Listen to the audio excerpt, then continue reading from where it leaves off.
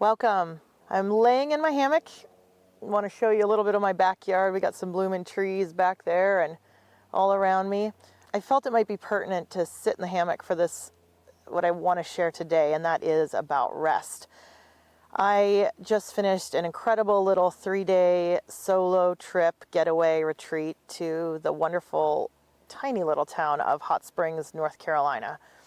And I am just bursting to encourage and challenge you to find a way to make rest a part of your life in a greater way than you have already. Whether that is little stealing moments in your day or an hour in your day for rest, or what we have begun practicing on a regular basis this year as a family is 1 day a week of rest, like a Sabbath basically. Or even up to doing what I have just done, which is a little solo retreat.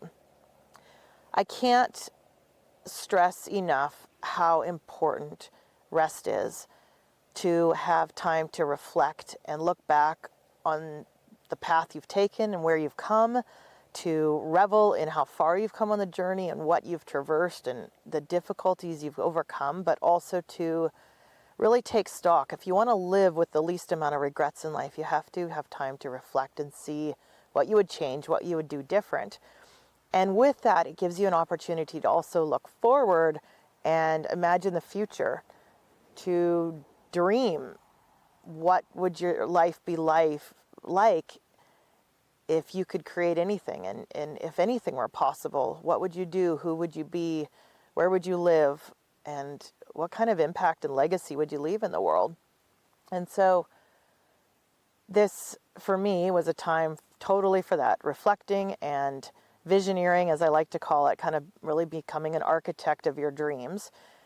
And as it was providentially, I really had no cell service in this tiny little town. I can't say anyone else will have that issue. I'm not sure if it was my phone or the cell service, but it really underscored the need and the time to just distance myself from outside voices and influence and really get clear on a lot of things about family, about my life, who I want to be, and business and impact that I want to make in the world. And so one of the things through the years is I've tried to make rest a part of my life. I haven't always succeeded, and we were definitely for many years in very real survival mode. So I know it can take resources and really planning and effort to create the space and time for this. But wherever you're at in it, man, I encourage you to find a way to do this.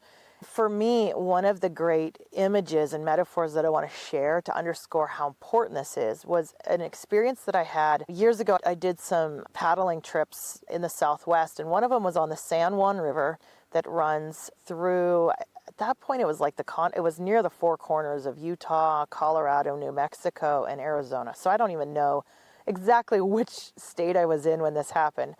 But I was on I think it was a 12 or a 14-day paddling trip.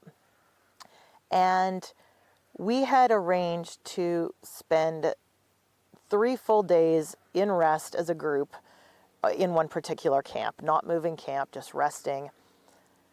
And the instructor of this course that I was part of in college ended up, well, first of all, it was the monsoon season. It was in August, and the monsoon season in the Southwest means that there is rain somewhere every day, and it's dumping it all into the rivers. And the dirt and there's a very fine silt that you'll find in those places in the Southwest. And during the monsoon season, those rivers are as dirty as you can imagine. And so every day, in order to get our drinking water, so that we didn't overstress and burn out our filters, our water filters, when we would get into camp at night, we would fill 5-gallon buckets of water and let the water settle out overnight. And in the mornings, we would pump the water to fill our canteens and water bottles and cook with and all that. And so most of us had seen how much silt settled out in a 12 or 16-hour period. It was pretty significant. And when we got into camp for this 3-day, or we were going to be there for 3 full days, so maybe 4 nights, I guess it was, the instructor arranged to set up 3 designated buckets that were going to be set aside for a little experiment or demonstration. And so the first day he filled one of the buckets all the way and covered it. The next day he filled another bucket, covered it. And the third day he filled a bucket and covered it. And before we left on our final day in that morning, he began to uncover these buckets. And so he took the lid off the bucket that had settled, he'd let this water settle out for 24 hours. And incredibly, there was at least a 1/4 inch of silt settled out in the bottom of this bucket. It was probably more than that, but I'm going to go with that. And the water was even clearer than every other morning when we had filtered our buckets. It was incredible, just that extra 10 or something hours, a full 24 hours, what settled out. And then he took the lid off the second bucket. And my God, it was just clear.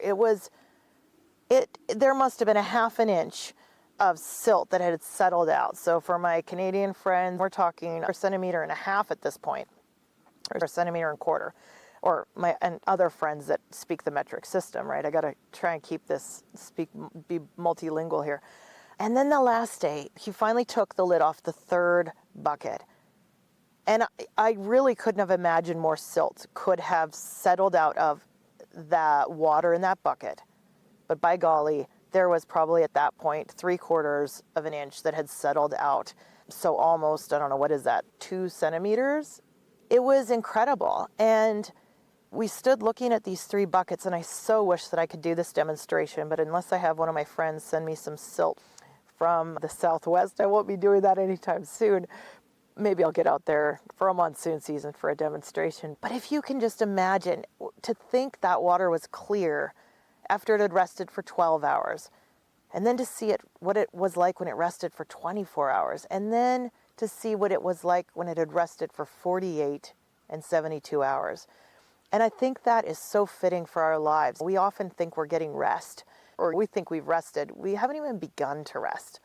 And so in whatever way you can start applying this in your life, you'll be amazed at the clarity you'll have in your situation, with raising kids, in your marriage, in your finances, in business, if you can create space and time to rest.